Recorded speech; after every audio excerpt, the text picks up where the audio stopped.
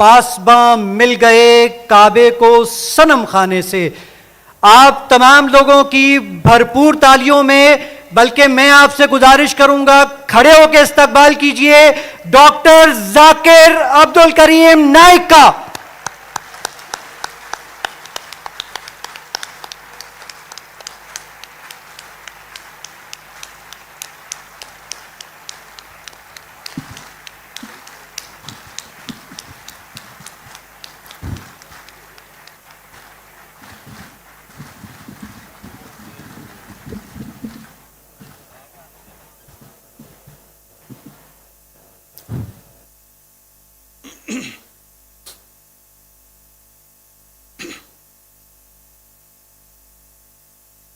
अल्हम्दुलिल्लाह वस्सलातु वस्सलाम अला रसूलिल्लाह व अला आलिहि वसहबिहि अजमईन, अम्मा बाद, अऊज़ु बिल्लाहि मिनश शैतानिर रजीम, बिस्मिल्लाहिर रहमानिर रहीम। वकुल जाल हक़ व ज़ाक़ल बातिल इन्नल बातिल काना ज़हूक़ा रब्बि इश्रह ली सदरी व यस्सिर ली अमरी वहलुल उक़दतम मिन लिसानी यफ़क़हू क़ौली। स्टेज पे बैठे हुए मेरे मोहतरम इस्लाम के उलमा और दिगर मज़ाहिब के उलमा, honourable Kamran Tessori, governor of Sindh, the honourable consul general of different countries, मेरे मोहतरम बुजुर्गों और मेरे अजीज़ भाई और बहनों, अस्सलामु अलैकुम व रहमतुल्लाहि व बरकातुहू। जैसे कि आप जानते हैं कि मेरी तालीम अंग्रेजी में हुई है और मुझे उर्दू ज़बान पे महारत नहीं है, तो उम्मीद रखता हूँ कि इस तकरीर में अगर कुछ गलतियाँ होंगी तो उसको आप नज़रअंदाज करें। मैंने आखिरी पब्लिक उर्दू स्पीच किशनगंज हिंदुस्तान में दी थी, जब माशाअल्लाह 10 लाख से ऊपर लोग थे, और 12 साल बाद मैं उर्दू में पब्लिक में तकरीर कर रहा हूं। तो मुमकिनात है कि मेरे तकरीर में उर्दू की गलतियां होंगी, तो उसके लिए माजरत चाहता हूं।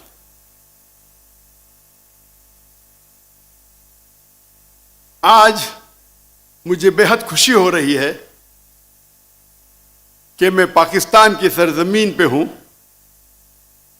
ये मेरी ख्वाहिश थी कई सालों से कि मैं पाकिस्तान तकरीर के दौरे पे आऊं। 33 साल पहले 1991 में 1991 में मैं पर्सनल विजिट पे आया था, लेकिन आज पहली बार खुसूसन तकरीर के दौरे पे हुकूमत पाकिस्तान के दावत पे मैं आया हूं। और ये लास्ट 2-3 दिनों से मुझे बेहद खुशी महसूस हो रही है और उम्मीद रखता हूं कि इस लेक्चर के दौरे से मैं काफ़ी नॉलेज, इल्म और भाईचारा महसूस करूं इंशाअल्लाह। आज के मेरे तकरीर, छोटी सी तकरीर का मौजू है मीडिया और उसकी अहमियत। मेरे नजदीक मीडिया आज की तारीख में सबसे खतरनाक, सबसे अहम वेपन है, हथियार है। मेरे नजदीक आज की तारीख में मीडिया सबसे अहम वेपन, सबसे अहम हथियार है। It can convert black into white, day into night. वो काले को सफेद कर सकता है, सफेद को काला कर सकता है। इट कैन, वो एक हीरो को विलन बना सकता है, विलन को हीरो बना सकता है। और आज के इंटरनेशनल मीडिया में हम देखते हैं कि इस्लाम के खिलाफ एक प्रोपेगेंडा हो रहा है। हमारे इंटरनेशनल मीडिया में, चाहे वो इंटरनेशनल न्यूज़पेपर हो, इंटरनेशनल मैगजीन हो, इंटरनेशनल सैटेलाइट चैनल्स हो, इंटरनेशनल वेबसाइट्स हो, इंटरनेशनल सोशल मीडिया हो, हम देख रहे हैं कि हर रोज इस्लाम के खिलाफ गलत फहमियां फैलाई जा रही है। जहां तक कि मीडिया का सवाल है, हम मुसलमान एंटरटेनमेंट मीडिया में बहुत माहिर है। बॉलीवुड, जहां से मैं आया हूं, मैं बॉम्बे में पैदा हुआ, उसे कहते हैं बॉलीवुड। वो एक ऐसा शहर है जो दुनिया में सबसे ज्यादा फिल्म हर साल बनाई जाती है। और बॉलीवुड को आप देखेंगे 1/3, 1/3 हिस्सा मुसलमान उसे कंट्रोल कर रहे हैं, चाहे एक्टर हो, चाहे प्रोड्यूसर्स हो।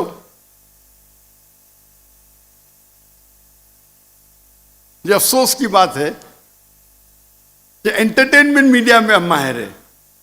हम देखेंगे अरबिक मीडिया में भी हम एंटरटेनमेंट में माहिर हैं, लेकिन जहां तक के इस्लामिक मीडिया का सवाल है, हम मुसलमान मिस्कीन हैं, बैकवर्ड है, कमजोर है। क्यों? हम जब बिजनेस करते हैं तो आलीशान ऑफिस, आलीशान गाड़ियां, आलीशान इक्विपमेंट, एंटरटेनमेंट मीडिया के लिए बेस्ट कैमराज है दुनिया के। लेकिन दीन को प्रेजेंट करने के लिए, अल्लाह का पैगाम फैलाने के लिए जो टेक्नोलॉजी हम इस्तेमाल करते हैं वो एकदम कमजोर है। हम अक्सर देखेंगे जब इस्लामिक सैटेलाइट चैनल है तो उनके कैमरा को मैं कहता हूं टॉय कैमरा, खिलौने के कैमरा। जो बैंडविड्थ इस्तेमाल करते हैं अक्सर दीनी इस्लामिक चैनल 2 मेगाबिट, 3 मेगाबिट, कुछ चैनल के 1.5 मेगाबिट,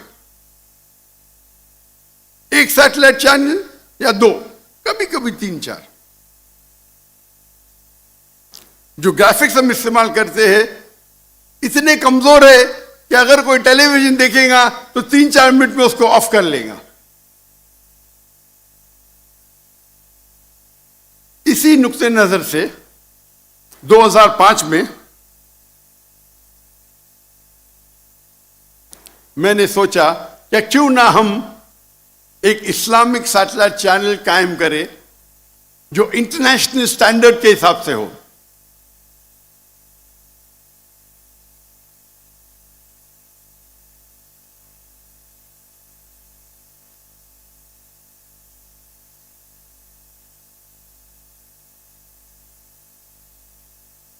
तो सबसे पहला पीस टीवी हमने कायम की, पीस टीवी इंग्लिश 2006 में जनवरी में।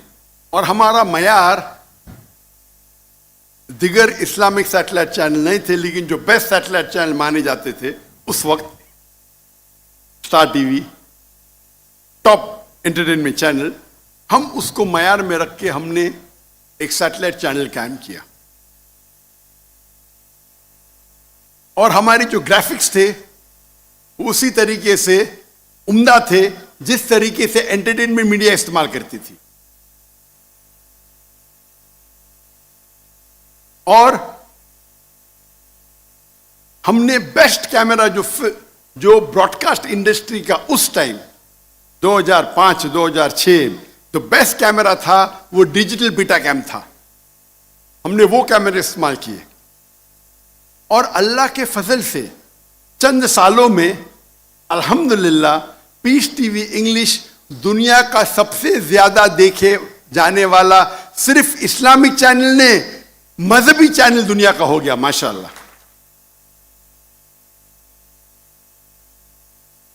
और उसके मुशाहिदीन 100 मिलियन, 10 करोड़ हुए अल्हम्दुलिल्लाह। हमारा पीस टीवी इंग्लिश, हमने 10 मेगाबिट इस्तेमाल किया, 10, तकरीबन 3 से 4 या 5 इस्लामिक सैटेलाइट चैनल एक पीस टीवी में आएंगे। तो उसकी क्वालिटी जो है, क्योंकि ये हमारे अल्लाह के रसूल की हदीस है कि जो भी काम करो तो एहसान सबसे बेस्ट करो। अल्लाह ताला को वो पसंद है जो सबसे बेहतरीन है। तो जब हम दीन को फैला रहे हैं तो क्यों ना हम बेस्ट इक्विपमेंट इस्तेमाल करें, बेस्ट बैंडविड्थ। और हमारा satellite channel Peace TV English 15 satellite में था, 15, 1 नहीं 2 3 नहीं 15 सैटेलाइट।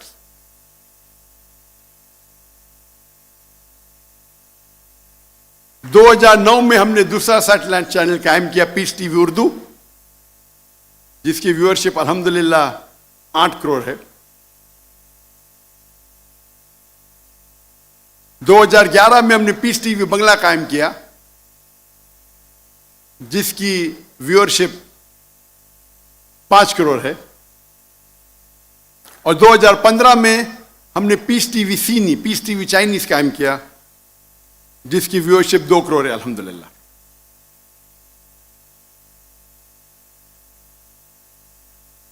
अगर हम चाहते हैं कि हमारे बच्चे, हमारी खानदान गलत चीज न देखे, जो चीज हमारा दीन कहता है कि गलत है, तो हमें कुछ उसका अच्छा ऑल्टरनेटिव देना जरूरी है। अगर हम कमजोर क्वालिटी की चीज का इस्तेमाल करेंगे दीन को फैलाने के लिए, तो आप कैसे लोग को मुतासिर करेंगे? हमें ऐसे क्वालिटी देना चाहिए कि लोग अगर टीवी खोले तो चैनल चेंज नहीं करेंगे। 2015 में जो हमारी पॉलिसी थी कि सबसे बेहतरीन कैमरा इस्तेमाल करना ब्रॉडकास्ट इंडस्ट्री के लिए, उसे हमने तब्दील की।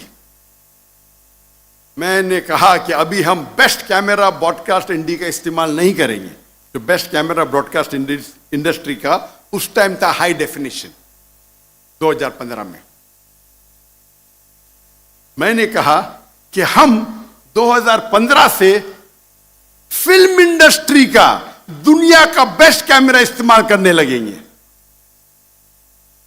और 2015 में हमने सोनी के F56, F65, F55 जो उस वक्त दुनिया के बेस्ट कैमरा थे 8K, जो फिल्म के लिए इस्तेमाल किए जाते थे, इस्तेमाल करने लगे। सोनी ताज्जुब में आया कि ये कौन सा शख्स है जो जो टेलीविजन के लिए फिल्म कैमरा इस्तेमाल कर रहा है, ये क्या कोई पागल है? और लोग समझते थे कि मैं पागल हूं। तो सोनी ने मुझे जापान में इनवाइट किया और पूछने लगे कि दुनिया में तो कोई फिल्म कैमरा नहीं इस्तेमाल करता है टेलीविजन के लिए, आपका क्या मकसद है? कि आपके पास ज्यादा पैसे? क्योंकि उस वक्त एक camera along with lens $2.5 lakh का, $250,000 वन कैमरा, तकरीबन 7 करोड़ एक कैमरा। तो सोनी मुझे पूछने लगी, आप क्यों, आपका मकसद क्या है? क्या फिल्म कैमरा जो 8K है आप टेलीविजन के लिए इस्तेमाल कर रहे, वो तो आप ब्रॉडकास्ट भी नहीं कर सकते। तो मैंने उनसे कहा कि जब आप सबसे बेहतरीन ब्रॉडकास्ट कैमरा खरीदते हैं तो उससे जो प्रोग्राम बनते हैं वो 4 या 5 साल तक के आप इस्तेमाल कर सकते हैं, उसके बाद इट बिकम्स ऑब्सोलीट। 4 या 5 साल के बाद उसकी क्वालिटी जो टेक्नोलॉजी के हिसाब से कमजोर पड़ जाती है। और जितने चैनल है, न्यूज मीडिया मिसाल के तौर पे, जो न्यूज दिखाती है वो 1-2 दिन के बाद उसकी वैल्यू 0 हो जाती है। जो एंटरटेनमेंट मीडिया है, चाहे स्टार टीवी हो, जी न्यूज हो, वो जो ड्रामा बनाती है, पहले बार जब टेलीकास्ट करती है उससे जो इश्तिहार से पैसा मिलता है, उसके बाद वो प्रोग्राम की वैल्यू बहुत कम हो जाती है। तो shelf life of the entertainment production is very little. जो एंटरटेनमेंट मीडिया का मेन मकसद है, आज प्रोग्राम बनाओ, पैसे कमाओ, उसके बाद प्रोग्राम को बाजू रखो। लेकिन हम जो उल्मा की तकरीर की रिकॉर्डिंग करते हैं, वो उल्मा की तकरीर सिर्फ 4 या 5 साल के लिए काफी नहीं है। वो हमारे बड़े उल्माए दीन, उनका इंतकाल होने के बाद हम उनके इल्म से कैसे हम मुफीद हो, किस तरीके से हम उनका जो इल्म है उससे हम फायदा उठा सकते हैं। तो हम जब शूटिंग करते हैं, best quality of film camera में शूटिंग करते हैं, उसको डाउनग्रेड करते हैं टू HD, 8K में रिकॉर्डिंग करते हैं, लेकिन वो ओरिजिनल रिकॉर्डिंग तकरीबन 60 से 70 साल तक हम इस्तेमाल कर सकते हैं। कितने साल तक? 60 से 70 साल। और अगर कोई ताजिर मेरे पास आएगा, पूछेगा ये इतने महंगे कैमरा, 7 करोड़ का एक कैमरा, तो मैं उसे कहता हूं हमारा जो सैटेलाइट चैनल है, 15 सैटेलाइट चैनल, सैकड़ों लोग काम कर रहे हैं, पूरा बजट आप देखेंगे, ये बेहतरीन कैमरा खरीदने के वजह से मेरा बजट सिर्फ 3% बढ़ता है सालाना। कितना? 3%। क्योंकि मेरी सैलरी सेम है, तनख्वाह सेम है, सैटेलाइट का कॉस्ट सेम है, सिर्फ इक्विपमेंट का कॉस्ट बढ़ गया है। तो 3% में ज्यादा खर्चा कर रहा हूं, या हो सकता है 4%, लेकिन मैं वो प्रोग्राम की जो रिकॉर्डिंग करता हूं उसे महदूद कर उसे सेव कर लेता हूं 60 और 70 साल के लिए। तो कौन अच्छा बिजनेसमैन?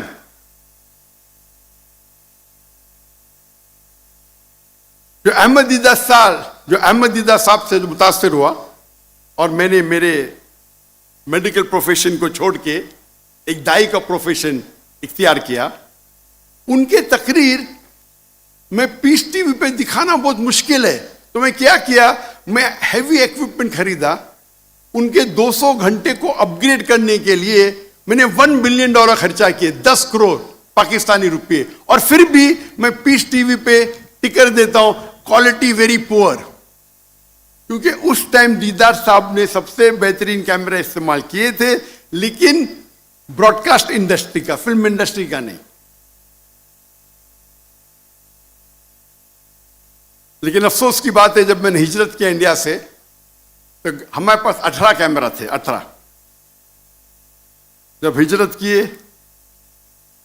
तो गवर्नमेंट ने सारे कैमरा को जब्त किया। जो गलत था उनको इंक्वायरी करने के तो कंप्यूटर ले सकते, हार्ड डिस्क ले सकते, कैमरा से क्या उनको मिलेगा, लेंस से क्या मिलेगा। लेकिन अल्लाह का फजल है, हिजरत करने के बाद भी हमने दावती काम को कंटिन्यू किया। लेकिन एक अच्छी चीज है कि चंद महीने पहले हमने, क्योंकि 2016 में हिजरत की, अभी 8 साल हो गए, तो टेक्नोलॉजी बढ़ गई, तो चंद महीने पहले हमने इस दौर के सबसे बेहतरीन फिल्म कैमरा खरीदे, अल्हम्दुलिल्लाह। एक कैमरा, उसका लेंस, उसका कैमरा, उसका स्टैंड $3 लाख का है, $3 लाख एक कैमरा, तकरीबन 9 करोड़ रुपया एक कैमरा सिर्फ। और हमने 10 कैमरा लिए, और इंशाअल्लाह हमारा इक्विपमेंट आज लैंड होने वाला है इन कराची में।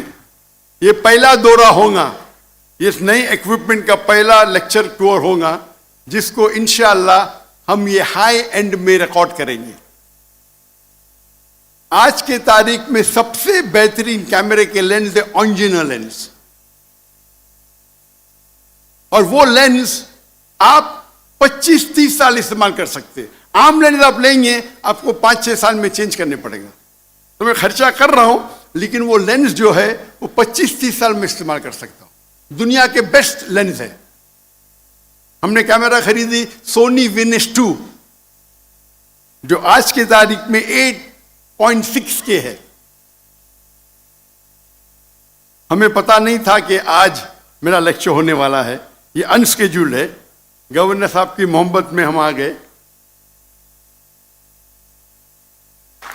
ये तो ओरिजिनल लेक्चर हमारा 5 और 6 तारीख को है, और आपको खुशखबरी देना चाहता हूं कि ये लेक्चर जो होने वाला है शनिचर और इतवार को 5 और 6 तारीख को, उसका वेन्यू हमने चेंज किए, और अभी इस गवर्नर हाउस में इनवाइटीज रहेंगे, और पीछे जो मैदान है जो बागी जिना का 12 दिरा, इंशाअल्लाह लाखों का मजमा सकेगा। तो हमने वेन्यू को चेंज किया है, और 5 और 6 तारीख को इस मैदान में रहेगा इंशाअल्लाह। और उम्मीद है कि इस नए इक्विपमेंट के साथ हम कोशिश करेंगे कि जो भी प्रोग्राम रिकॉर्ड होगा उसको हम बेहतरीन तरीके से हिफाजत करेंगे। जब देखे कि मैदान बड़ा था, हम चाहते थे कि और 3-4 कैमरा ऐड करें, लेकिन पाकिस्तान में ये कैमरा मौजूद नहीं है। तो हो सकता है कि हम लोअर क्वालिटी के कैमरा हायर करेंगे। हम चाहते हैं कि हम 16 या 15 कैमरा से रिकॉर्डिंग करें। ये चीज मैं क्यों बोल रहा हूं आपको? मैं इसलिए बोल रहा हूं कि आप अगर दीन के लिए कुछ काम करना चाहते हैं तो सबसे बेहतरीन इक्विपमेंट इस्तेमाल कीजिए। लोग अक्सर बड़ाई करते हैं कि मेरे पास रोल्स रॉय है, मेरे पास लंबोर्गिनी है। ये मेरे कैमरा मेरे रोल्स रॉय है, मेरे लंबोर्गिनी है। आप रोल्स रॉय चलाएंगे तो जन्नत में एंट्री डिफिकल्ट रहेंगी, आपको हिसाब किताब होगा। आप लेकिन ये ओरिजिनल लेंस और सोनी वेनिस 2 कैमरे इस्तेमाल करेंगे दीन के लिए, तो उम्मीद है कि आपको एंट्री आसानी से मिलेगी।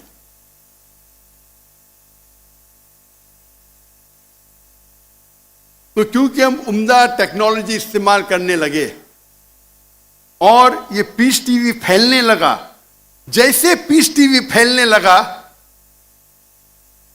तो जब भी आप कुछ अच्छा काम करते हैं और लोग आपको चाहने लगते हैं तो उसके साथ साथ मुखालिफत भी बढ़ने लगती है। और जिस तरीके से पीस टीवी फैलने लगा और जब मेरे तकरीर के लिए ऑडियंस की तादाद बढ़ने लगी तो कई ममालिक के अंदर मेरी एंट्री बैन होने लगी।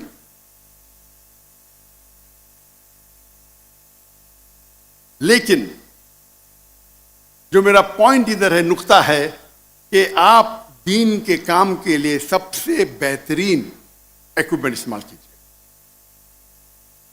और आज की तारीख में मेरे नजदीक मीडिया में जो मीडिया और टेक्नोलॉजी चेंज हो रही है, सबसे बेहतरीन जो है वो है सैटेलाइट चैनल। हमारे पास प्रिंट मीडिया भी है जिसके फायदे और नुकसानात भी है, वक्त की किल्लत है।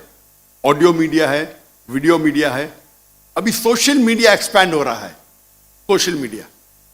और सोशल मीडिया सैटेलाइट मीडिया को इंशाअल्लाह मेरे नजदीक अब तक ओवरटेक नहीं किया है, लेकिन इंशाअल्लाह कर लेगा। तो हम मुसलमान को इल्म हासिल करना चाहिए कि किस तरीके से हम सोशल मीडिया को इस्तेमाल कर सके हमारे दीन को फैलाने के लिए। आज के तारीख में सैटेलाइट के जरिए ज्यादा खराबी फैल रही है बनिस्बत अच्छाई। आज के सोशल मीडिया में ज्यादा खराबी फैल रही है बनिस्बत अच्छाई। टेलीविजन खराब नहीं है, सोशल मीडिया खराब नहीं है। सोशल मीडिया का गलत तरीके से इस्तेमाल करना हराम है, लेकिन हम इसी सोशल मीडिया को अगर सही तरीके से इस्तेमाल करें और हमारे अल्लाह के पैगाम को, हमारे आखिरी नबी मोहम्मद सल्लल्लाहु अलैहि वसल्लम के पैगाम को अगर फैलाएंगे तो ये हमारे लिए आखिरत में जन्नत का रास्ता बन सकता है। आज हम देखते हैं नौजवान, हमारे बच्चे मोबाइल फोन से चिपके हुए, कंप्यूटर की स्क्रीन पे चिपके हुए, सोशल मीडिया पे। हम नहीं कह सकते मत देखो, कुछ बच्चे हो सकते हैं कि आपकी बात मानेंगे, अक्सर तो नहीं मानेंगे। तो हमें इस सोशल मीडिया पे एक सब्स्टिट्यूट देना चाहिए, जिस तरीके से हमारे बच्चे इससे मुतासिर होके हमारे दीन के करीब आए।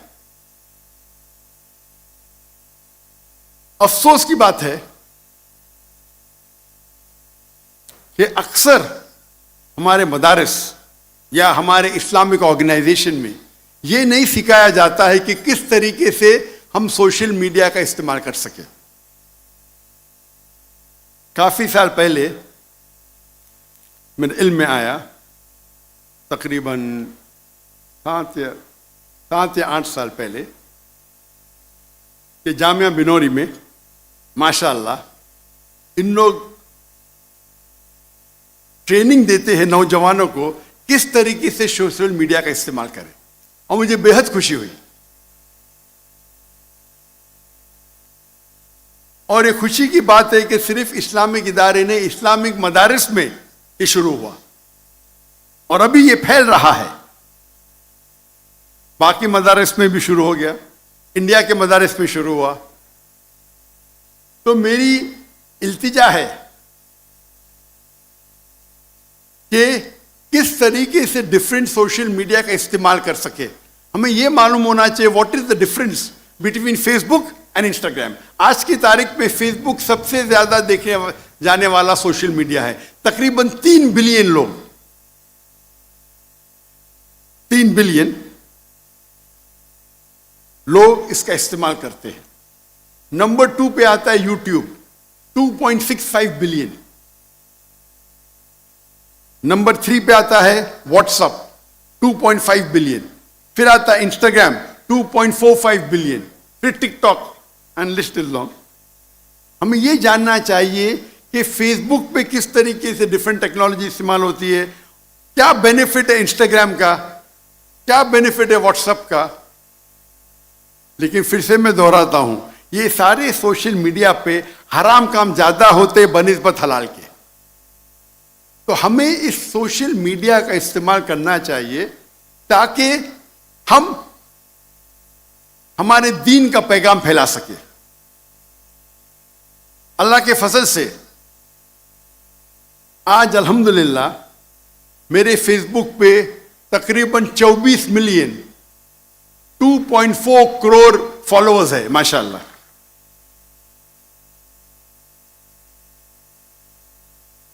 लेकिन जैसे टेक्नोलॉजी बढ़ती है और वो जानने लगते कि आप दीन का काम, इस्लाम का काम कर रहे, वो आपको शैडो बैन करते हैं। शैडो बैन मतलब वो आपके जो फॉलोअर्स है उसको बढ़ने नहीं देते या बहुत कम बढ़ने देते। जब शुरू किए थे हमने, मेरा फेसबुक बैन हो गया था, तो 2013 में हमने फिर से शुरू किए। एक साल में 4 मिलियन, दूसरे साल में 8 मिलियन पहुंच गए, तीसरे साल में 12 मिलियन, यानी एवरेज हर साल में 4 मिलियन बढ़ते थे। लेकिन 2017 के बाद एक साल में 1 मिलियन, अभी एक साल में 1 लाख या 2 लाख ही होते। इसे कहते हैं शैडो बैनिंग। शैडो बैन मतलब आपके ग्रोथ में वो स्पैनर डाल देते, मतलब उनके पास एल्गोरिथम्स है किस तरीके से वो आपके ग्रोथ को रोके।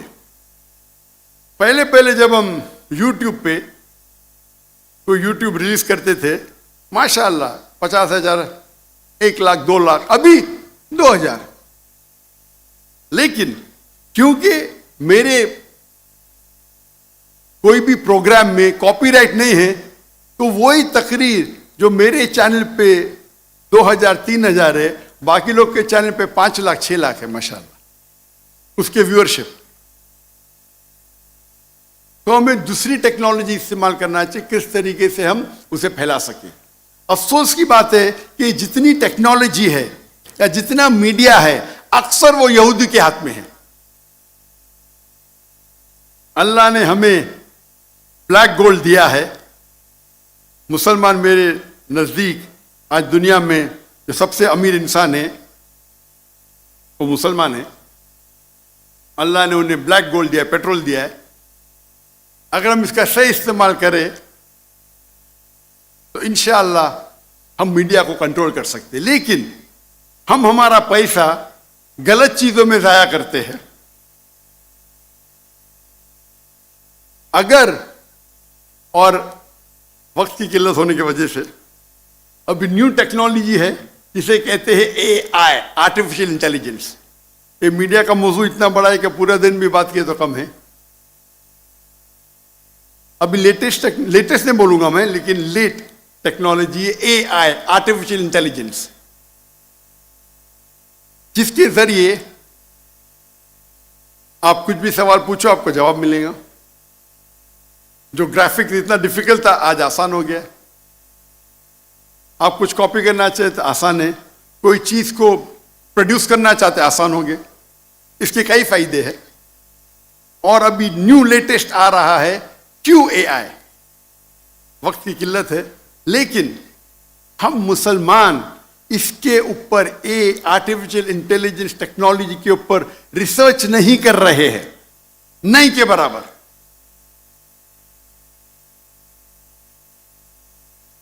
अगर हम इस आर्टिफिशियल इंटेलिजेंस पे रिसर्च करें और इसका सही मानों में इस्तेमाल करें तो इससे बेहतरीन टूल, आर्टिफिशियल इंटेलिजेंस से बेहतरीन टूल आपको दीन फैलाने के लिए नहीं मिलेगा आज की तारीख में।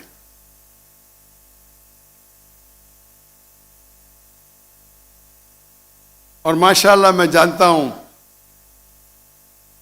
कि पाकिस्तान भाइयों में जो जज्बा है,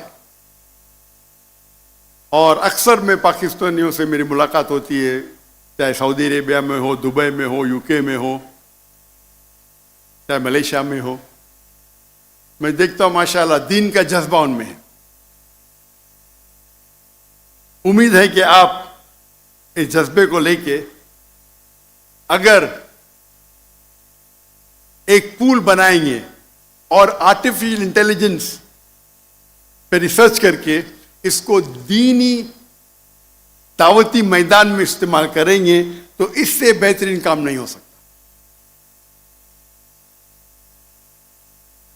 पाकिस्तान एक वाहिद मुस्लिम मुल्क है जिसके पास न्यूक्लियर टेक्नोलॉजी है, अल्हम्दुलिल्लाह।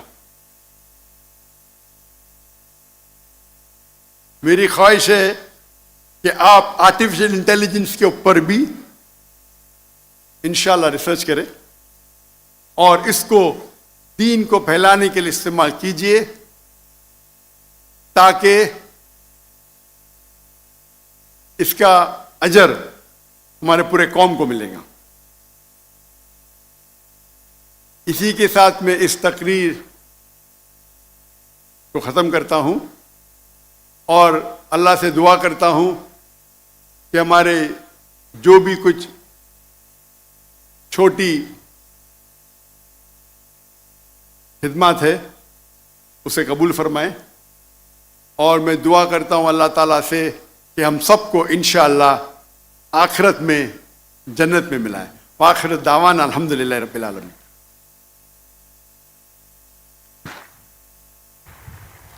जज़ाकल्लाह खैर डॉक्टर साहब। अब मैं दावत दूंगा, बहुत ही अहम डॉक्टर साहब ने इसकी इजाज़त दी, और हम ये चाहते हैं कि क्वेश्चन आंसर सेशन जो डॉक्टर साहब का खासा है, ख़ास तौर पे जो डिफरेंट किस्म के इल्मी गुफ्तगू होती है, और मैं इसके अंदर सबसे पहले दावत देना चाहूँगा, अगर कोई हमारा नॉन मुस्लिम भाई यहाँ पर बैठा हुआ है तो सबसे पहला हक़ उसका होगा कि वो सवाल करे यहाँ पे। और दूसरी बात यह है कि आपने सबसे पहले अपना नाम बताना है, अपना प्रोफेशन बताना है, और अपना जो क्वेश्चन है आपका वो बिल्कुल स्पेसिफिक होना चाहिए और वो रिलेटेड होना चाहिए कि इस टॉपिक से रिलेटेड हो। किसी भी किस्म के फ़िरकावारियत या इख्तलाफी नोट पर बराह करम किसी किस्म का कोई सवाल ना पूछा जाए। तो अभी कोई किस माइक पर जी इस वक्त मेरे पास मौजूद है? मेरी टीम ज़रा मुझे बता देगी कि किस माइक पर ख़वातीन से कोई सबसे पहले सवाल पूछना चाहता है? जी सबसे पहले ख़वातीन को मौका देते हैं जी। जी मेरी बहन। अस्सलामुअलैकुम वरहमतुल्लाहि वबरकातुहू। मेरा नाम नुसरत नाज है, मैं अलहुदा इंटरनेशनल की तालिबा हूँ, सही बुखारी की। मुझे ये पूछना है कि जैसे दावा का काम हम सबसे पहले अपने घर से शुरू करें, तो उसमें हम अहादीस को बताते हैं तो अल्फाज का बहुत ख्याल रखना पड़ता है कि अल्फाज इधर से उधर ना हों, क्योंकि हदीस का मामला है। तो उसको हम किस तरह याद रखें? बहुत शुक्रिया।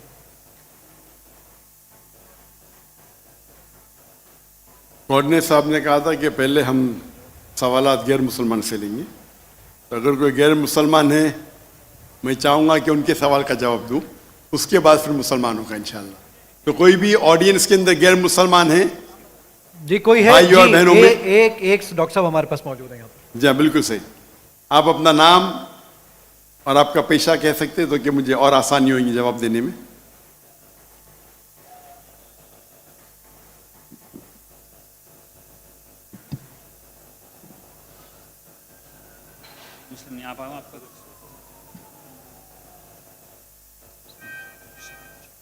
हमारे गैर मुसलमान भाइयों और बहनों, आपको कोई भी इस्लाम के बारे में कोई सवाल है, कोई शिकवा है, आप बिना झिझक पूछ सकते हैं। डॉक्टर साहब, प्रोफेसर मनोज साहब वो एक सवाल आपसे पूछना चाहते हैं, जरूर। तो मैं उनको दावत दूंगा कि यहाँ पे तशरीफ लाएं और एक सवाल पूछें।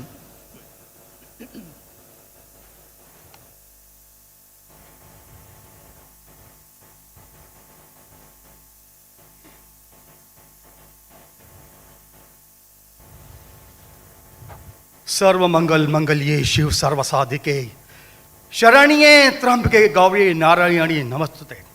सर्वधर्मान् परित्यज्य माम एकम शरणं वर्जः अहम तमाम स्वरूपापिये पियो मोक्षे स्वामी मत्स्य छ। मैं अपने वतन खुशगवार माहौल में सबसे पहले मेरी मातृभूमि अपने वतन के लिए दुआ करना चाहूँगा इस मौके पर कि ईश्वर परमात्मा मेरे वतन को हमेशा सलामत शांति का गहवारा बनाए रखे।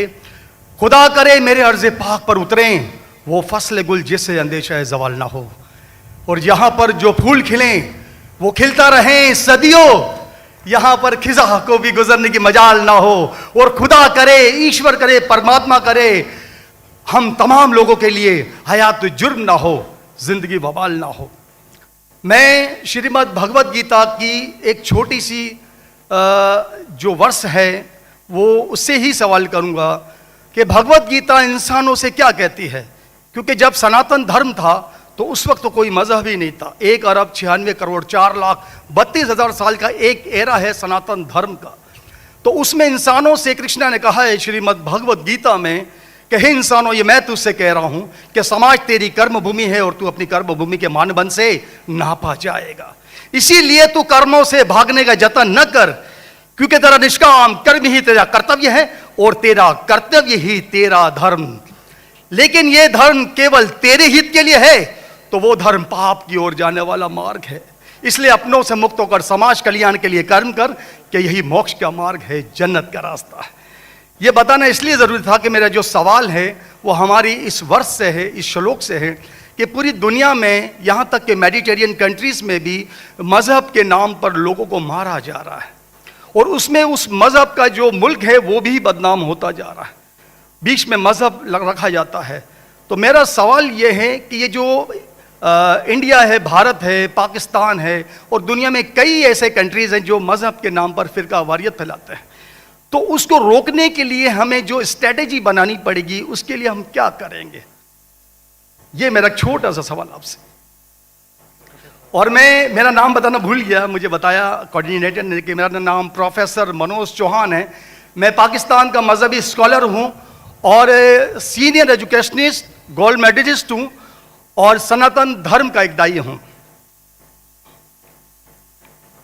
भाई साहब ने बहुत एक अहम सवाल पूछा कि हम देखते हैं कि मज़हब के नाम पे काफ़ी आपस में झगड़े होते हैं, एक दूसरे का कत्ल होता है। इसका सल्यूशन क्या है?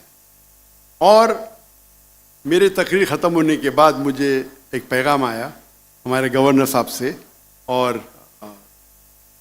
मुफ्ती अब्दुल रशीद साहब से कि आप कुछ चंद चीज़ कहो तकाबुल अदयान की, जो कंपैरेटिव रिलीजन में स्पेशलिटी है। तो भाई साहब ने जो सवाल किया वही चाहते थे हमारे मेज़बान, हमारे गवर्नर साहब और मुफ्ती अब्दुल रशीद। तो जो भाई साहब ने सवाल किया कि इसका हल क्या है कि आपस में लोग झगड़ा करते हैं, तो मेरे नज़दीक कुरान मजीद की एक आयत है जिसे मैं कहता हूँ मास्टर की फॉर दावा। सूरह अल इमरान की सूरह नंबर 3 आयत नंबर 64 में अल्लाह ताला फरमाते, कुल या अहले किताब, ए अहले किताब यहूद और नसारा, तालो इला कलिमतिन सवाइम बैनना व बैनकुम, आओ हम उस बात की तरफ जो आप और हम में यकसा है। अल्लाह नाबुदा इल्लल्लाह, कि हम सिर्फ एक अल्लाह की इबादत करें। यहाँ कुरान मजीद में अल्लाह सुब्हानहू व तआला इस आयत में फरमाते हैं, सूरह इमरान सूरह नंबर 3 आयत नंबर 64 में, कुल या अहले किताब, कहो अहले किताब से। ये खुसूसन यहूद और नसारा के बारे में मुखातिब होते हैं, लेकिन इसे एक्सटेंड करके कोई भी दिगर मज़ाहिब से आप बात कर सकते हैं,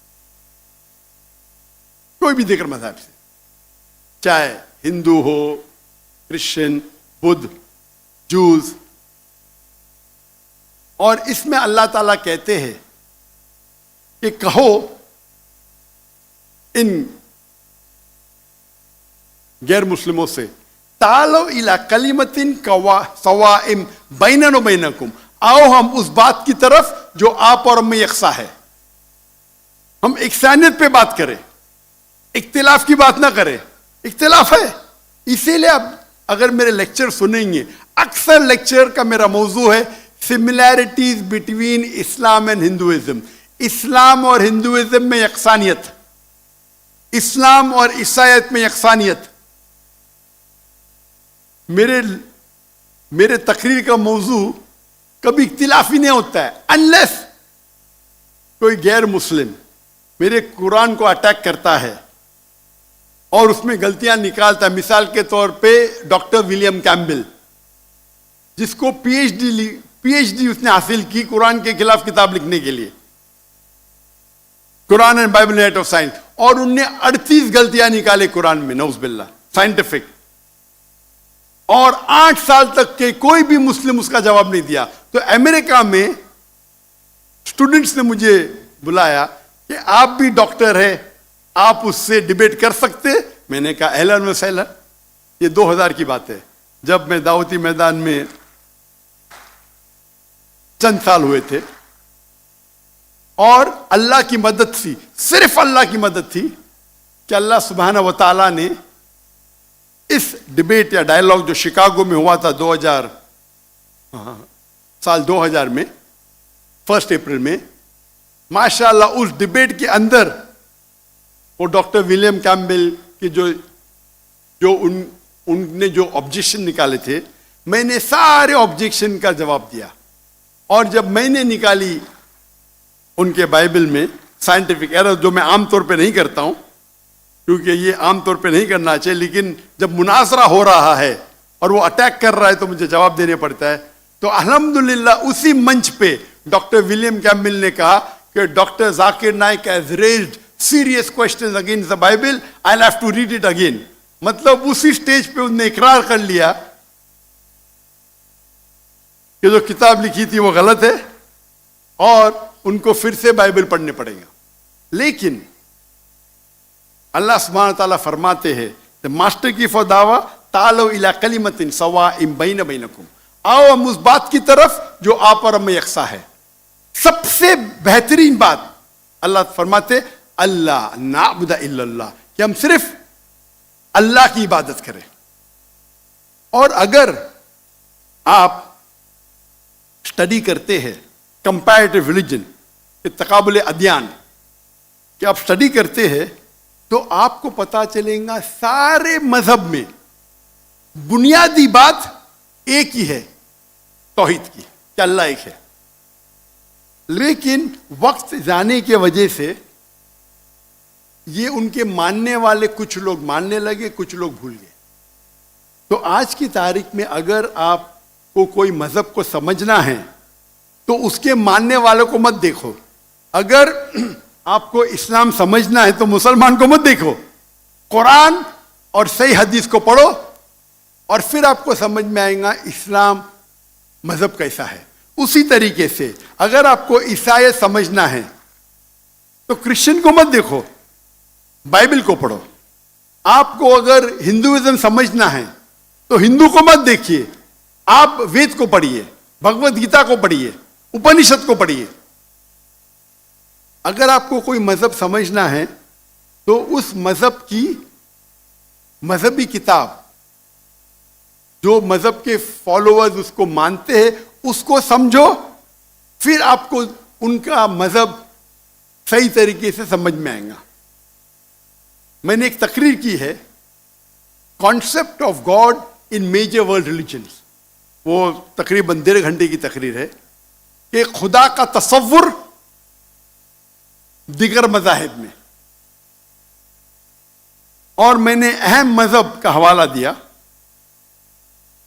और भाई साहब क्योंकि हिंदू मजहब से है और उन्हें कोई श्लोक पढ़ी थी भगवत गीता से, सबसे हाईएस्ट हिंदुइज्म में वेद आता है, वेद,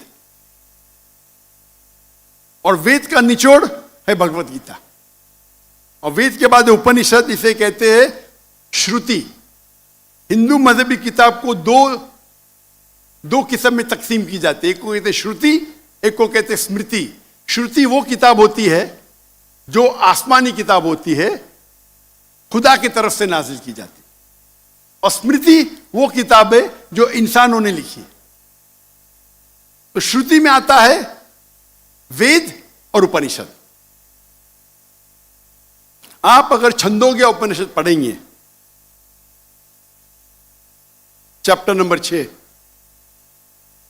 श्लोक नंबर 2, मंत्रा नंबर 1,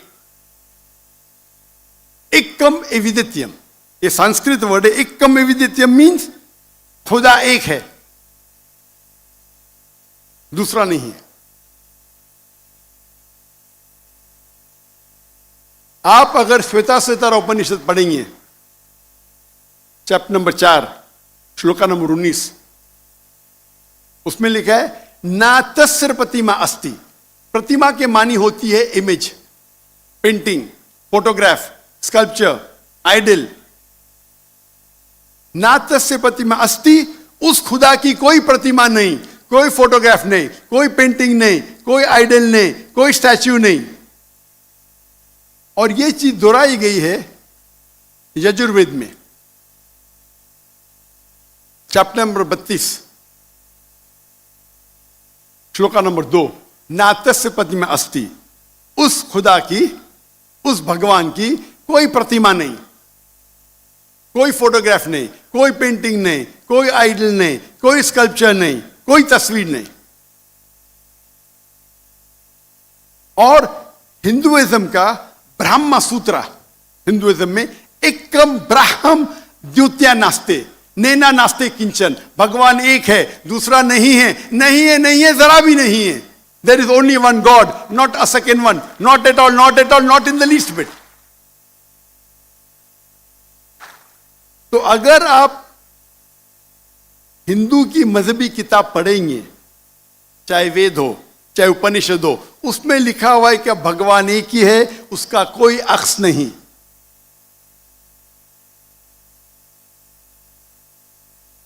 यही अगर आप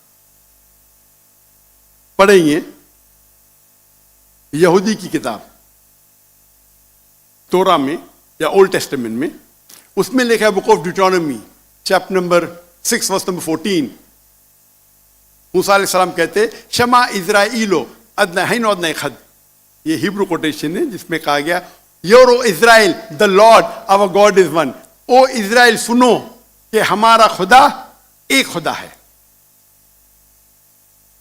लिखा है बुक ऑफ आइजाया में, chapter number 42 verse number 11, I even I am God and besides me there is no other saviour. मैं खुदा हूं और मेरे अलावा कोई भी बचाने वाला नहीं है। अगर आप पढ़ेंगे book of Deuteronomy chapter number 5 verse number 7 to 9, at book of Exodus chapter number 20 verse number 3 to 5, इसमें लिखा है thou shall not make any image of anything, of any likeness, of anything in the heaven above, in the earth beneath, in the water beneath the earth. Thou shalt not bow down to them, nor serve them, for I, thy God, thy Lord, is a jealous God. अब ड्यूटोनॉमी और exodus पढ़ेंगे, उसमें लिखा हुआ है कि आप कोई भी अक्स खुदा के मुतालिक इस दुनिया में नहीं बना सकते, चाहे कोई भी चीज आसमान की हो या धरती पे हो या नीचे समुद्र में हो।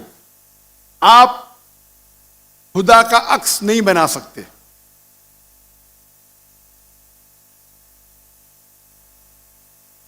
इसी तरीके से अगर आप मेरी पूरी तकरीर सुनेंगे और आप अगर गुरु ग्रंथ साहिब पढ़ेंगे, जो हमारे सिख भाई मौजूद है अंदर, उनने ग्रंथ पढ़ी, और जो ग्रंथ पढ़ी उनने लेक्चर में आने के पहले अक्सर वो तौहीद का जिक्र कर रहे थे। सिख मजहब है, उनकी मजहबी किताब है गुरु ग्रंथ साहिब, जो गुरु नानक ने लिखी थी, और उसके पहले चैप्टर, पहले किताब नंबर 1, चैप्टर नंबर 1 वर्स नंबर 1 में लिखा हुआ है कि खुदा एक है, वो खालिक है, उसकी पैदाइश नहीं है, उसका अंत नहीं है, वो दयालु है। आप देखेंगे जो इस्लाम में लिखा उसके बाद में कहूंगा मैं। और सिखिज्म में एक वो कहते खुदा जो मैनिफेस्ट फॉर्म में है और एक अनमैनिफेस्ट फॉर्म में है।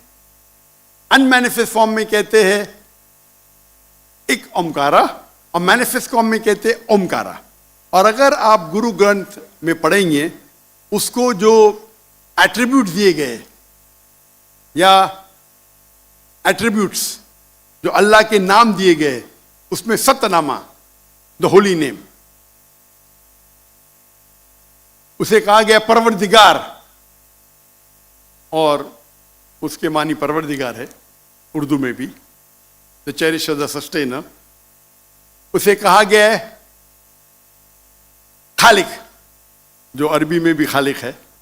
तो कई मानी अरबी और उर्दू के लफ्ज है। इसमें कहा गया है वाहिद गुरु, एक खुदा। और आप अगर तहकीक करेंगे, तहकीक करना आज की तारीख में बहुत आसान है। आप पूछ सकते शेख गूगल को, शेख गूगल मतलब टाइप करो, आपको मिल जाएगा। अभी आ गया शेख AI, आर्टिफिशियल इंटेलिजेंस।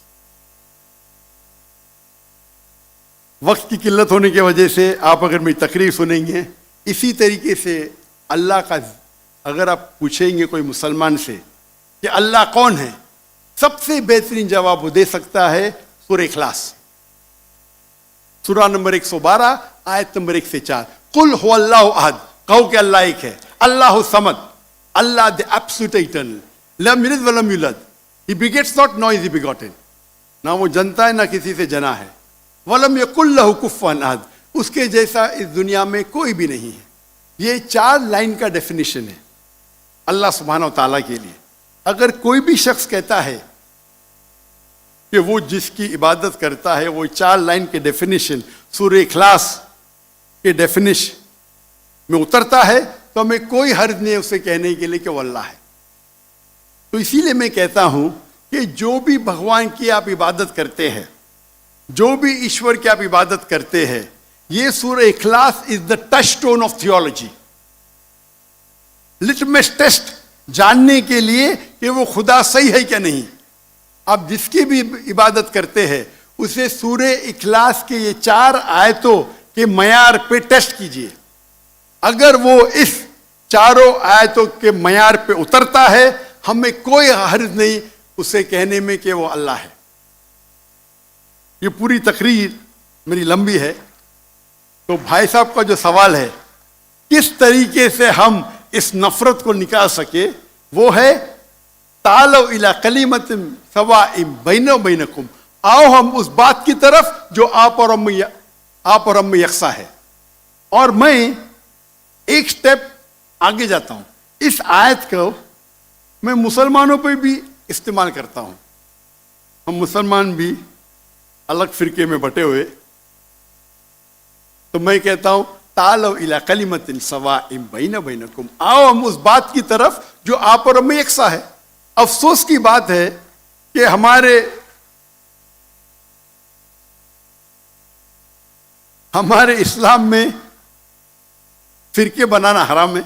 अल्लाह ताला फरमाते सूरह इमरान में सूरह नंबर 3 आयत नंबर 103 में, वातसिमु बिहब्लिल्लाहि जमीअन वला तफरकू, आओ हम अल्लाह की रस्सी को मजबूती से पकड़े और आपस में ना बटे। हमारे वहां दिगर फिरके है, दिगर मज़ाहिब है, और जो 4 अहम मजहब है जिसके बानी है अबू हनीफा, इमाम मलिक, इमाम अबू हनीफा, इमाम मलिक, इमाम शाफी और इमाम अहमद बिन हंबल, मे अल्लाह मोसी और नौल रहीमुल्लाह, सबकी इज्जत करता हूं मैं। वो हमें दीन सिखाने के लिए आए, लेकिन अगर आपस में कुछ इख्तिलाफ है थोड़ा सा, उस इख्तिलाफ की वजह से हम आपस में झगड़ा नहीं करना चाहिए। या कोई दिगर ऑर्गेनाइजेशन है, इसीलिए आप पढ़ेंगे कुरान में लिखा है कौला इन्ननी मिनल मुस्लिमीन। अगर कोई पूछते आप कौन है, आपको कहना चाहिए मैं हूं मुस्लिम। कौला इन्ननी मिनल मुस्लिमीन। मुझे कोई गिला शिकवा नहीं अगर किसने तालीम हासिल की देवबंद में या बरेलवी में या मदीना में, अपने आप को देवबंदी कहता है, बरेलवी कहता है, मदनी कहता है, मुझे कोई गिला शिकवा नहीं। अगर आप जिस इदारे से इल्म हासिल किए, लेकिन उसके वजह से आपस में they should not be differences, आपस में बंटवारा नहीं होना चाहिए इसी आयत के। और हम देखेंगे, अगर आप तहकीक करते हैं, ये जो मज़ाहिब है या फिरके है, उसके अंदर डिफरेंस बहुत कम है। यकसानियत 95% के ऊपर है, 95%। अगर डिफरेंस है, इख्तिलाफ है, तो 2%, 3%, 4%। हम मुसलमान ये 2% और 3% पे झगड़ा करते रहते। तालो इला कलिमतिन सवाइम बैना बैनकुम, आओ हम उस बात की तरफ जो आप और हम में यकसा है। हम जब कॉन्फ्रेंस करते हैं बॉम्बे में, हमारा जो पीस कॉन्फ्रेंस होता है, माशाअल्लाह मिलियन का मजमा होता है। हम मुसलमान के दिगर जो ऑर्गेनाइजेशन है, दिगर जमात उसे बुलाते हैं, और मेरा उसूल है कि जो मेरे खिलाफ भी बात कर तो उसको भी बुलाता हूं मैं। तो लोग मुझे पूछते हैं जाकिर भाई क्या कर रहे हैं आप, वो आपके खिलाफ बात कर रहे, आप उसे बुला रहे। तो मैं कहता हूं उनसे कि कुरान और हदीस में कोई भी आयत नहीं, मैं कुरान में कोई भी आयत नहीं जानता हूं, कोई भी हदीस नहीं जानता हूं जिसमें लिखेला है कि आप डॉक्टर जाकिर नाइक के खिलाफ बात करेंगे तो जन्नत में ले जाएंगे। जो शख्स, जो मुसलमान अल्लाह और अल्लाह के रसूल बात करता है, उससे मोहब्बत करता है, मैं उसे बुलाऊंगा। मेरे खिलाफ है, मुझे कोई गिला शिकवा नहीं। तो ये जब मूवमेंट हमने शुरू की, तो माशाअल्लाह मेरे मंच पे आके मेरे खिलाफ बात की, फिर भी मुझे कोई गिला शिकवा नहीं, क्योंकि वो फिर भी अच्छा मुसलमान है। जाकिर को गाली देने से आपको जन्नत में बैंड नहीं मिलेगा। अगर किसको मेरे तकरीर से गलत फहमी है, इंसान ने गलती कर सकते, और मैं भी गलती कर सकता हूं, मैं भी इंसान हूं। तो ये इस्लाम का उसूल है। इस्लाम का उसूल है कि यकसानियत पे आओ और छोटे छोटे बात पे तफरक न पैदा करो। जो आयत जो पढ़ी थी सूरह इमरान की सूरह नंबर 3 आयत नंबर 103, वातसिमु बिहब्लिल्लाह जमीअन वला तफरकू। आओ हम अल्लाह सुब्हानहू व तआला की रस्सी को पकड़े। अल्लाह की रस्सी है कुरान और सही हदीस, उसको पकड़ो और आपस में मत बंटो। और आप देखेंगे कि कुरान मजीद में किधर नहीं लिखा हुआ है शिया, सुन्नी, हनफी, शाफी, हम्बली, मलकी। मैं चारों इम्मा की इज्जत करता हूं। और कौन अपने आप को अगर हनफी कहता है, शाफी कहता है, तो मुझे कोई गिला शिकवा नहीं। मैं अपने आप को मुसलमान कहता हूं। लेकिन अहम बात है कि और अगर कोई फतवा देता है चारों अहम्मा से, अगर फतवा सही है, तो आप अगर उस फतवे से खुश नहीं हैं तो झगड़े करने की जरूरत क्या है। अक्सर क्या कहते हैं मुसलमान भाई, मैं ही सही हूं, मैं कहता हूं मैं भी सही हूं। फर्क सुने, अक्सर मुसलमान कहते हैं मैं ही सही हूं, मैं कहता हूं मैं भी सही हूं। लोग कहते हैं आई एम ओनली राइट, आई से आई एम ऑल्सो राइट।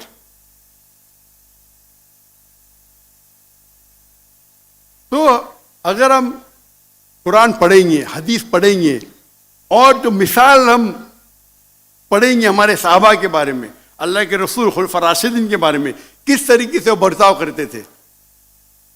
इख्तिलाफ था, लेकिन इख्तिलाफ का मतलब नहीं कि झगड़ा करो। ये बोलना चाहिए ये मेरे नजदीक अफजल है, नो प्रॉब्लम। तो अगर ये मुसलमान समझने लगे तो इंशाअल्लाह हम देखेंगे हमारी कौम पूरी दुनिया में, इंशाअल्लाह हम देखेंगे। पहले जब थे 7th सेंचुरी 8th सेंचुरी मुसलमान दुनिया के चोटी पे थे, आज मुसलमान की तादाद 25% है, 2 बिलियन। और क्या है हमारा पावर? कुछ नहीं। तो इंशाअल्लाह अगर हम कुरान और हदीस की तरफ फिर से लौटेंगे तो फिर से will be a powerful force इंशाअल्लाह।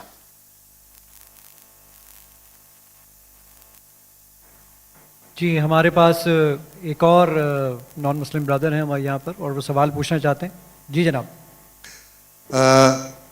सबसे पहले तो मैं शुक्र अदा करता हूँ हुकूमत पाकिस्तान का, जिन्होंने दुनिया के एक अजीम मुअल्लब को, स्कॉलर को पाकिस्तान में बुलाया।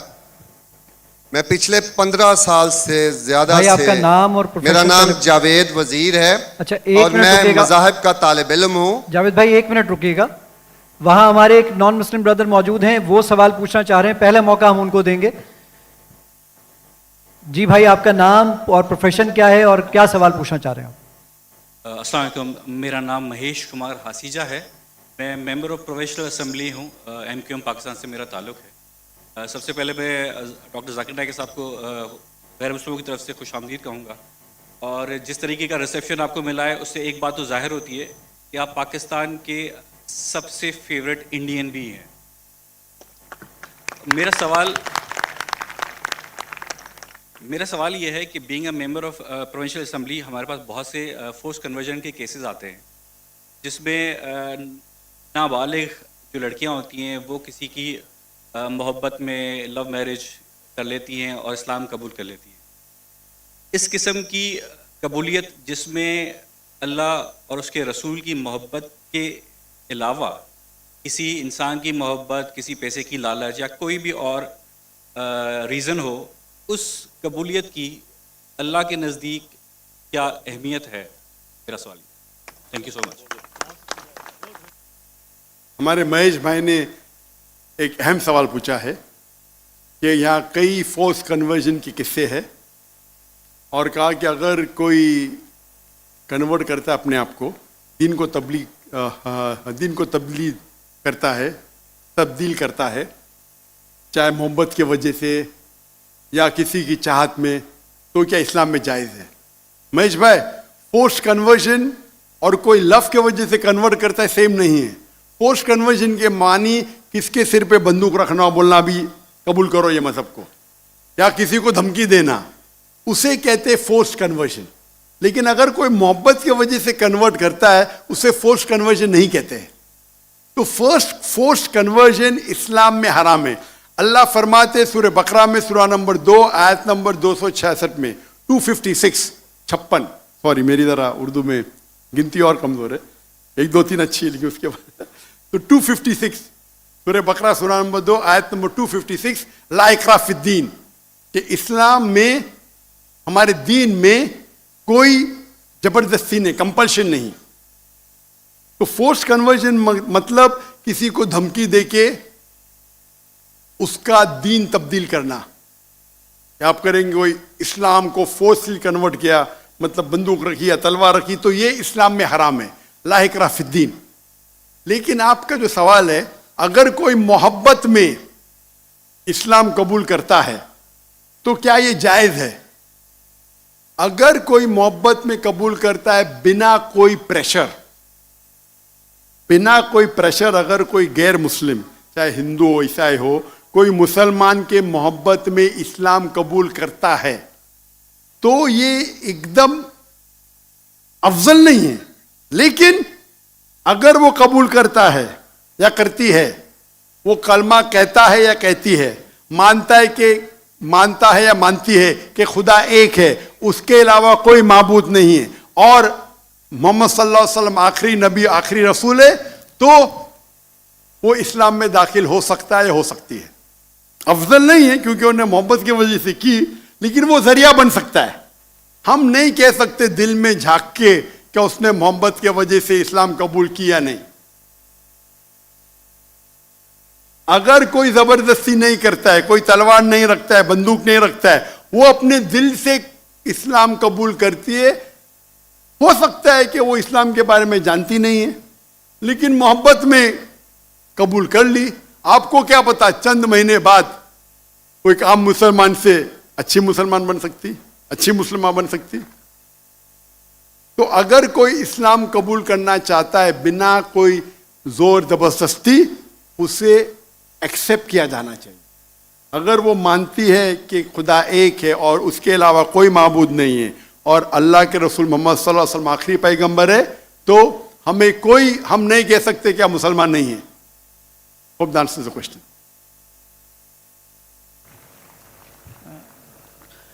मैं दरख्वास्त करूंगा ख़वातीन के अंदर से कोई अगर सवाल पूछना चाहे, कोई मेरी बहन, मेरी बेटी सवाल पूछना चाहे, प्लीज़।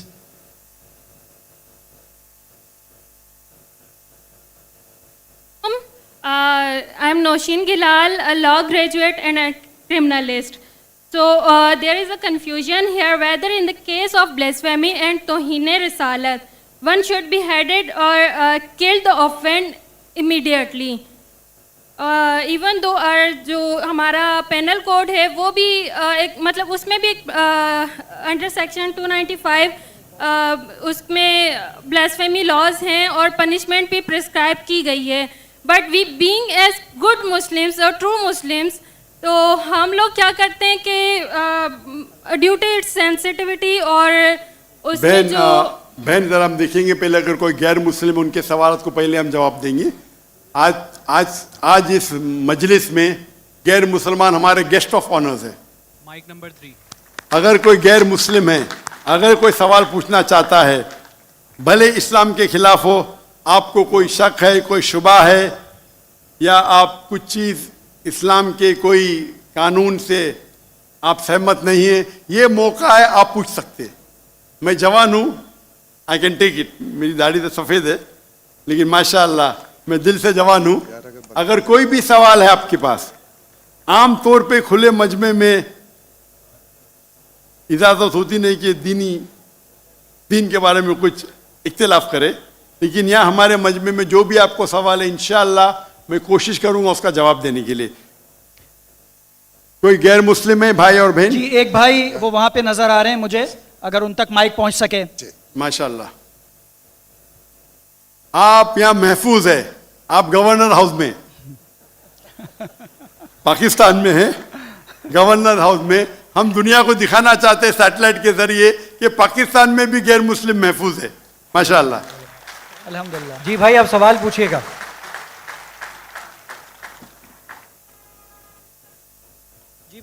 जी सवाल पूछिए आप।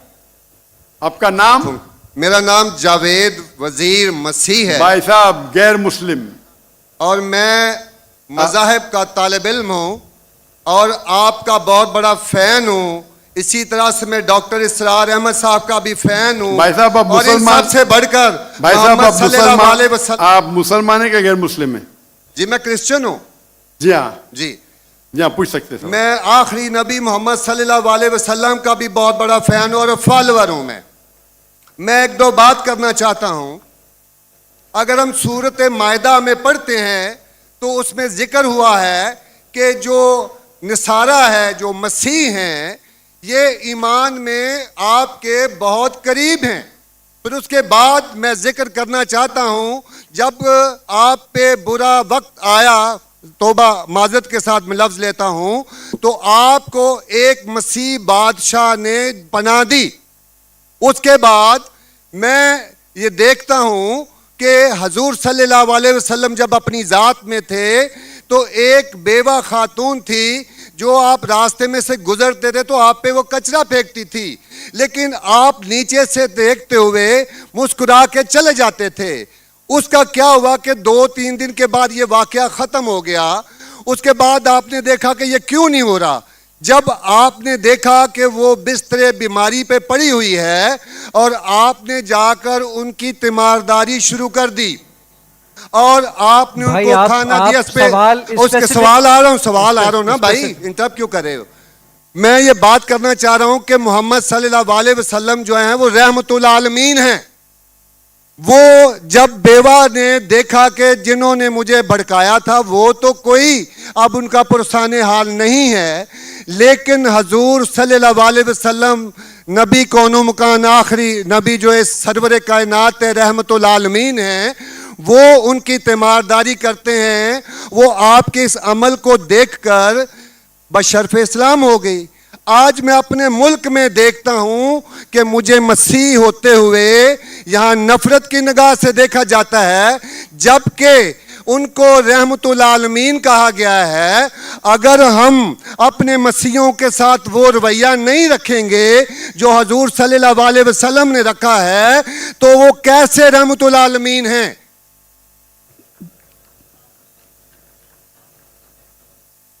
जी बहुत शुक्रिया आपके सवाल का। आखिरी अल्फाज जरा।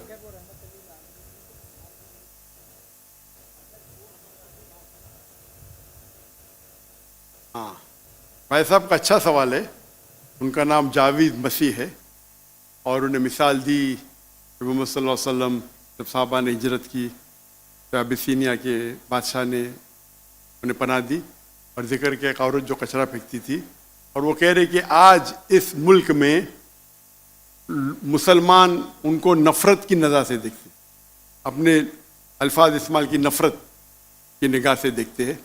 तो क्यों, जब अल्लाह के रसूल रहमतुल आलमीन हैं तो मुसलमान नफ़रत की निगाह से क्यों देखते हैं?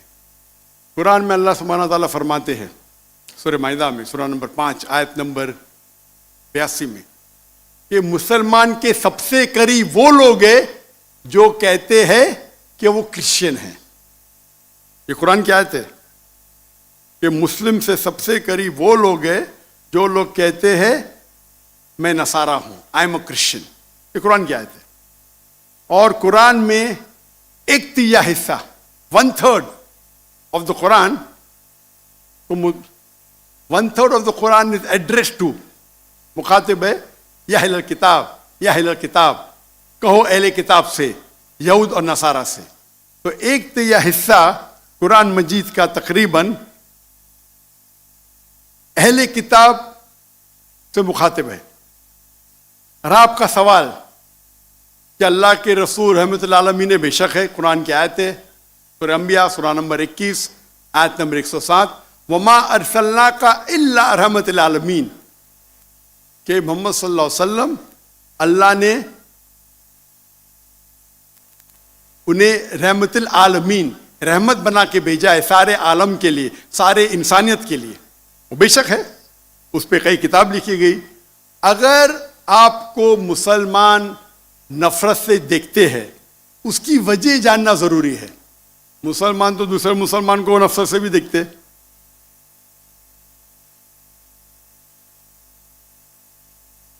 नहीं देखना चाहिए, नहीं देखना चाहिए। अगर वजह एकदम सही है मैं नहीं जानता हूं क्यों देखते हैं। अगर मैं एक शख्स को देखूंगा जो एक लड़की को छेड़ रहा है तो मुझे भी उससे नफरत आएंगी, चाहे वो मुसलमान हो, चाहे हिंदू हो, चाहे मसीह है। आप समझे ना? तो उस वक्त मुझे हिदायत दी गई है, अगर एक इंसान कोई खवातीन या कोई लड़की का बलात्कार कर रहा है या जिना बिल जब्र कर रहा है तो रहमत क्या कहती है? अरे रहमतुल्लाह आलमीन। क्या बोलेंगे? सलाम अलैकुम बोलेंगे आप उसको? क्या कहेंगे? अगर आप बलात्कार देख रहे, जिना बिल जब्र हो रहा है, आप क्या कहेंगे? मैं मुसलमान हूं, अस्सलाम वालेकुम।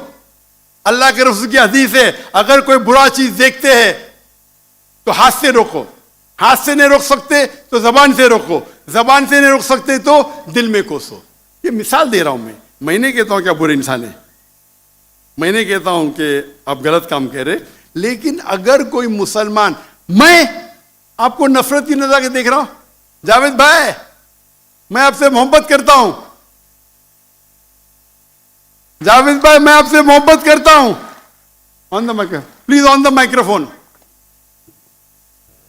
आई लव यू टू। खलास। तो आप ये जनरल स्टेटमेंट देना कि मुसलमान मुझसे नफरत करते हैं, मेरे लिए गाली हो गई ना? नो सर, माजरत, मेरे अकेले साथ नहीं, मेरे तो बहुत अच्छे अच्छे दोस्त हैं, बल्कि बहुत से उलमा मेरे दोस्त हैं। माशाअल्लाह।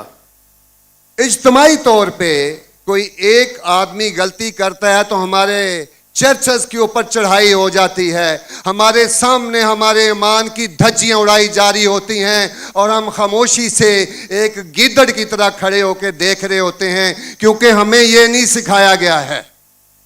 मैं इज्तमाई बात कर रहा हूं। अभी पिछले दिनों ये पूरा मजमा जो है पूरा है। भाई साहब, ये सवाल जवाब का सेशन है, तकरीर का सेशन नहीं है। तकरीर के सेशन के लिए आप एक हॉल हायर कर सकते हैं। आपका सवाल आपने पूछे, मैं जवाब दिया। अगर कोई शख्स बिना वजह आपसे नफरत करता है तो गलत है, और कुरान की तो आयत है, जितने भी गैर मुसलमान है सबसे करीब है जो नसारा है। अगर आप कुछ गलत काम किए और कोई नफरत करता है, वो भी कुरान की आयत है। कुरान की आयत है सूरा नंबर 41 आयत नंबर 34 सूरह फुसिलत चैप्टर 41 वर्स 34। अगर कोई आपके साथ बुरा बर्ताव करता है उसका बदला अच्छाई से दो। जावेद भाई मैं आपसे बात कर रहा हूं, अगर कोई आपसे बुरा बर्ताव करता है तो कुरान फरमाते, अल्लाह ताला फरमाते, उनसे अच्छा बर्ताव करो। आपको क्या पता कि आपका दुश्मन आपका दोस्त बन जाएगा। ये कुरान की आयत है, सूरह फुसिलत सूरा नंबर 41 आयत नंबर 64। तो अगर कोई मुसलमान कुरान पे अमल नहीं करता है तो वो नॉन प्रैक्टिसिंग मुस्लिम होगा। मतलब हर मुसलमान तो मैं नहीं कह सकता अच्छा है, और अगर कोई एक शख्स कोई गलती करता है, आप जैसा कहे कि पूरे कौम पे चढ़ाव करना बिल्कुल गलत है, इस्लाम में भी नहीं है। अगर कोई एक शख्स गलती करता है और वो सजा का हकदार है, उसको सजा मिलना चाहिए, उसका मतलब नहीं पूरी कौम। इनफैक्ट अगर आप हिस्ट्री पढ़ेंगे, आप तारीख पढ़ेंगे, आप तारीख में पढ़ो, चाहे वो 6वीं सदी की हो, 7वीं सदी की हो, 8वीं सदी की हो, आप देखेंगे सबसे महफूज अगर कोई जनरल दीन को फॉलो करने, वो इस्लाम के रूल में, इस्लाम अगर रूल कर रहा है उस शहर को, तो जितने गैर मुस्लिम थे वो अपने आप को महफूज समझते थे। क्यों? इस्लाम में है कि आपको इस्लाम कबूल करने का करो, नहीं करने का नो प्रॉब्लम, एक जजिया दो। ये जजिया कुछ बड़ी अमाउंट नहीं, आपकी इनकम टैक्स से बहुत कम है। जजिया मतलब आप मानते हैं कि ठीक है आपको इस्लाम नहीं कबूल करने का, लेकिन मैं आपके अंदर पनाह चाहता हूं, तो जिजिया टैक्स आप देते, आप कबूल करते, और जब जिजिया टैक्स देते आपको प्रोटेक्शन मिलता है। इस्लाम में कहते हैं दिम्मी, और आप अगर इस्लामिक शरिया रूल के अंदर गैर मुस्लिम हैं तो मुसलमान मुल्क का फर्ज है कि आपको महफूज रखे, आपको कोई छू नहीं सकता है। और अगर जंग होता है तो आपको लड़ने की भी जरूरत नहीं, बाकी सब मुसलमान को लड़ने पड़ेगा, और जिजिया बहुत कम है। इनकम टैक्स का तो स्मॉल परसेंटेज है। इसीलिए अगर आप हिस्ट्री पढ़ेंगे, जब सलाउद्दीन अय्यूबी ने कॉन्स्टेंटिनोपल पे हमला किया, उस वक्त जो क्रिश्चियंस थे, ईसाई मजहब में कई फिरके थे, ऑर्थोडॉक्स, प्रोटेस्टेंट्स, कैथलिक्स, खुद ईसाई लोग अपने बाकी ईसाई भाइयों से उनका कत्ल करते थे। और जब इन लोग ने कॉन्कर किया कॉन्स्टेंटिनोपल को, तो मुसलमानों पे जुल्म किया। तो जब सलाहुद्दीन अय्यूबी ने कॉन्कर किया, तो ईसाई लोग डर गए कि अभी तो हम लोग की मौत आ गई। तो उनने कहा, मैं सलाहुद्दीन अय्यूबी हूं, मैं मुसलमान हूं, आप मेरे राज में महफूज है। और इतना हिस्ट्री पढ़ेंगे आप, क्रिश्चियंस, ईसाई चाहते थे कि सलाहुद्दीन अय्यूबी रूल करे ताकि वो महफूज हो। तो अब हिस्ट्री पढ़िए, आज मुसलमान को देख के दीन को मत समझिए, कुरान को पढ़िए, हदीस को पढ़िए, और इसमें आप देखेंगे कि कुरान के अंदर किस तरीके से इज्जत दी है गैर मुसलमानों को। दावत दो, कबूल करते अच्छी बात है, नहीं कबूल करती किस पे जोर जबरदस्ती नहीं। अगर कोई इस्लामिक मुल्क में कोई भी चर्च है या टेंपल है, उसे डिस्ट्रॉय करने की इजाजत नहीं, अनलेस वो कोई फितना कर रहा है। ये सब उसूल है। वो फितना कर रहा है तो अलग बात है। तो एक इस्लामिक मुल्क में सबसे ज्यादा महफूज है मुसलमान। और मैं मिसाल देता हूं, मेरी जाम में से आ रहा हूं मलेशिया में हिंदू 6% है, 6.3%, 6.3% है। आप कंपेयर करेंगे बिटवीन इंडिया, जिस तरीके से इंडिया माइनॉरिटी मुसलमानों को ट्रीट करता है, हम 14.3% है according to the Indian government, वहां मलेशिया में 6.2%। लेकिन जिस तरीके से मलेशिया हिंदू लोगों को ट्रीट करता है, इतने अच्छे तरीके से, इतने उनको राइट्स दिए, ये एक मिसाल है। मैं पाकिस्तान के बारे में कह नहीं सकता हूं क्योंकि रहता नहीं हूं। मैं नहीं कहता हूं पाकिस्तान अच्छा सुलूक करता है, नहीं अच्छा सुलूक करता हूं, मुझे हक नहीं बोलने का क्योंकि मैं जानता नहीं हूं। लेकिन मलेशिया में जहां रहता हूं मैं जानता हूं, इतने राइट्स है उनके पास, इतने हुकूक दिए गए। तो इस्लाम के अंदर गैर मुसलमान महफूज है। सिर्फ फितना नहीं करना चाहिए, कि कुरान कहते हैं फितना इज वर्स देन मौत, कत्ल से और खराब है। तो अगर आप फॉलो करते जो उस इस्लामिक मुल्क का कानून है, तो गैर मुस्लिम, सिर्फ गैर मुस्लिम होने की वजह से उन्हें कोई भी अटैक नहीं कर सकता है, और करता है तो गलत है।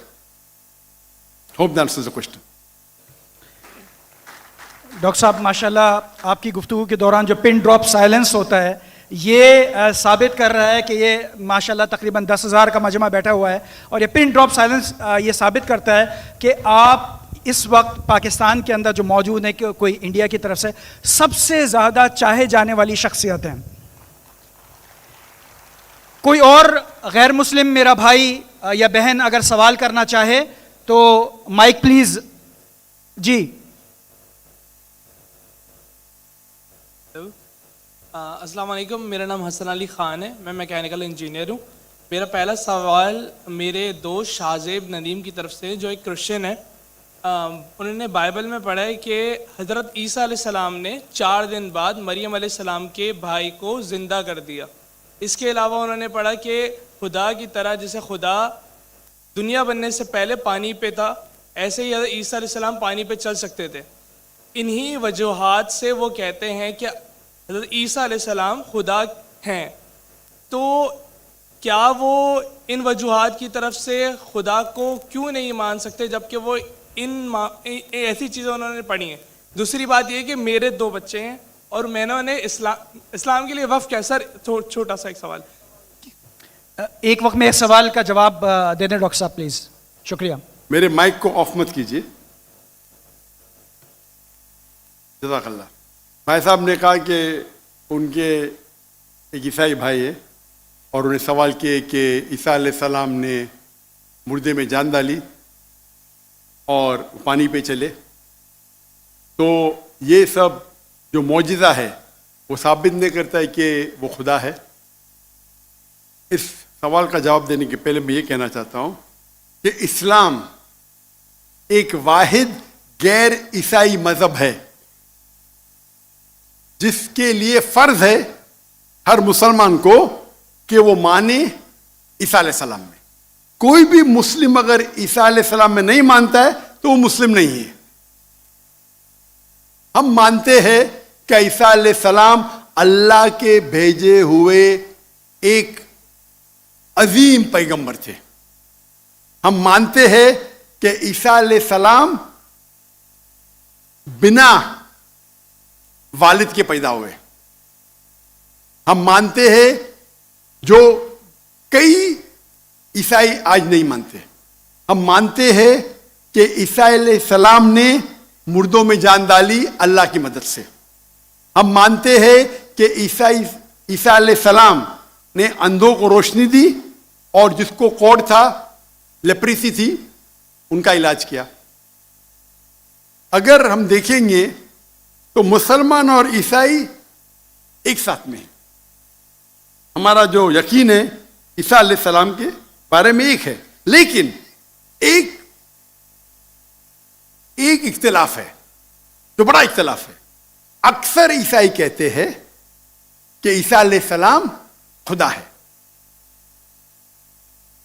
अगर हम बाइबल पढ़ेंगे, बाइबल में आप पूरी बाइबल पढ़िए, बाइबल में कहीं नहीं लिखा हुआ है कि ईसा अलैहिस्सलाम खुद कहते हैं कि मैं खुदा हूं या मेरी इबादत करो।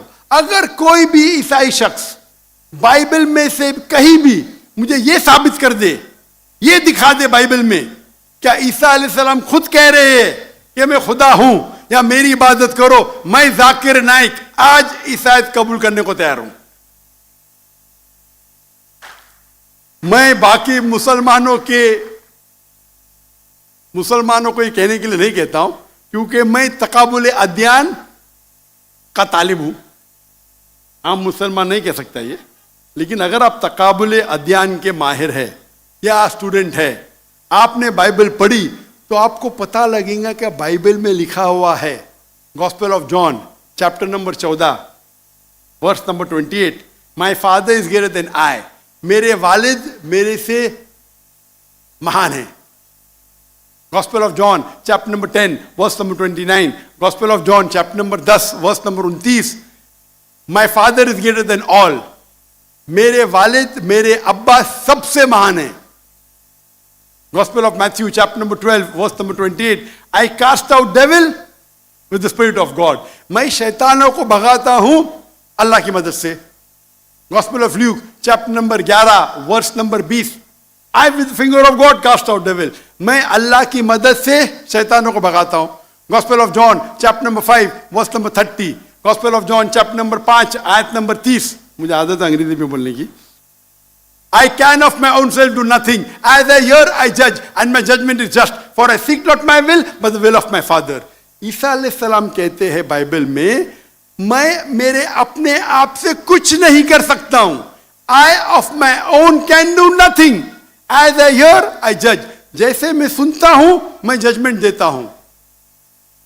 For I seek not my will, but the will of my Father. क्योंकि मैं खुद की तरफ से कुछ नहीं कहता हूं, वही मानता हूं जो मेरे अब्बा कहते हैं, मेरे खुदा कहते हैं।